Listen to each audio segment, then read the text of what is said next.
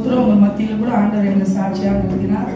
நான் வீடு கட்ட ஃபர்ஸ்ட் கொரோனா அப்ப நான் உங்ககிட்ட காசு வாங்கியிருந்தேன். வீடு கட்டியே கொரோனா முடிஞ்சு 5 வருஷம் ஆயிடுச்சு.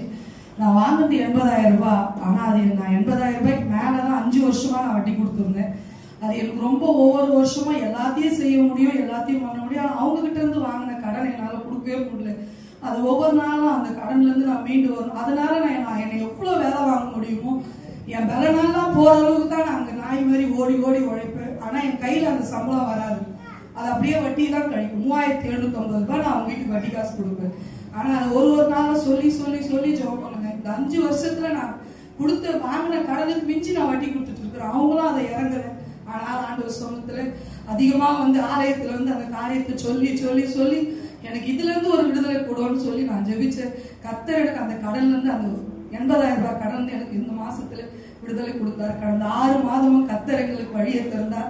என் பிள்ளைகளுக்கு வந்த பலவீனம், குடும்பத்துல வந்த பிரச்சனை எல்லாவற்றையும் மாற்றி கொடுத்து எங்களுக்கு நன்மை செய்தார்.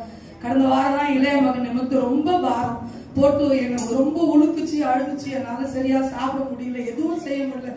ஆனாலும் கர்த்தர் என் பிள்ளைய வெட்கப்படுத்தாதபடி நான் வெள்ளிக்கிழமை நான் ஜெபிச்சுட்டு தான் பாஸ்டர்மான்னு சொல்லிட்டு போனேன். ஒவ்வொரு காரியத்தையும் நான் அவங்க கிட்ட சொல்லுவேன், இப்படி இருக்குது பாஸ்டர்மா, இப்படி இருக்குது.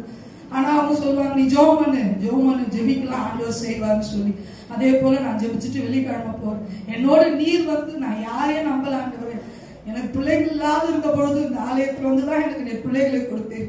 எனக்கு வீடு வாசல் இல்லாத போது ஆலயத்துல அழுதுதான் எனக்கு வீட்டை கொடுத்து இன்னைக்கு எல்லாவற்றையும் எனக்கு கொடுத்து என் பிள்ளைகள் வாழ்க்கை சரியா இருக்கு ஆண்டவரே. நான் தோத்துறக்கூடாதுப்பா, நான் வெக்கப்பட்டு போக கூடாது. என் பிள்ளைக்கு கூட நான் கடன் வாங்கி தான் பீஸ் கட்டினேன். அது அவனுக்கு தெரியும். அவன் தான் வாங்கினா, அவன் தான் எல்லாத்தையும் எண்ணியும் கொடுத்தான். ஆனா எனக்கு வெக்கப்படுத்தாதீங்க ஆண்டவரேன்னு சொல்லி நான் ஜெபம் பண்ணிட்டு தான் வெள்ளிக்கிழமை போனேன். கர்த்தர் எனக்கு அந்த இடத்துல கூட எனக்கு நன்மை செய்தார். ஆண்டவர் இந்த மாசத்துல என்னை அவர் அடைக்கலத்துல வைத்து என் பிள்ளைகளை பாதுகாத்து என் பிள்ளைக்கு உண்டான வழியை திறந்தார். அவனுக்கு நல்ல சுகத்தை ஆண்டவர் கொடுத்து நான் இழந்ததெல்லாம் இந்த ஆண்டு நான் எந்தெந்த கடல்ல துக்கப்பட்டு நின்னேனோ, என் பிள்ளைகள் நிமித்தம் துக்கப்பட்டு நின்னேனோ, அதுல எல்லாவற்றையும் ஆண்டவர் எனக்கு அனுகூலமாக்கி என்னை உயர்ந்த அடைக்கலத்திலிருந்து 7வது மாதத்துல வைத்தார். எங்களுக்காக ஜெபிச்சாங்க, பாஸ்டர் ஜெபிச்சாங்க. இரவில் அதிகமா 12 மணி வரைக்கும் நான் ஜெபிச்சுட்டு போக சொல்ல கூட நான் சரியா தூக்கம் இல்லாதனால என் பையன் திட்டுவான் பெரியவன், நீ ஆமா இப்படி தூங்காது, இப்படி உட்கார்ந்து கிடக்குற, நீ ஆமா போற உட்காருமா, உடம்பு கெட்டு போயிட்டு போகுதுமா. எங்க மாமாவும் திட்டுவேன். ஆனாலும் ஆண்டவர் சமூகத்துல அழுது என்னுடைய காரியம் எனக்கு ஜெயமாகறாங்க ஒரே நான் உண்மைதான் நம்பி ஓடுவேன். இந்த வருஷத்துல கூட அதான் சொல்லிட்டு வரேன், நான் யாரு கண்ணுக்கு எந்த ஒரு விதமா தெரியக்கூடாது, என்னோட நீங்க வாங்கப்பா.